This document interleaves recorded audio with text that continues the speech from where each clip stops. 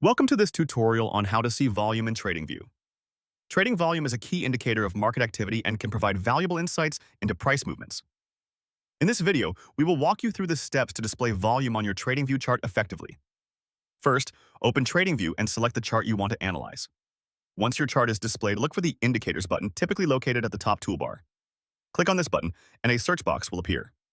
Type in Volume to find the volume indicator. Select it from the list, and it will automatically load onto your chart.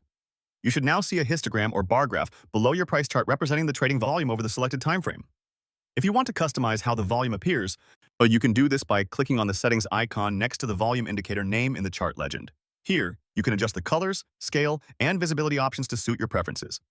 Make sure to explore these options to enhance your chart's readability and make the volume data clearer against the price action.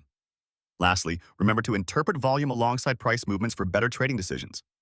Higher volume can indicate stronger trends, while lower volume may suggest weaker price action.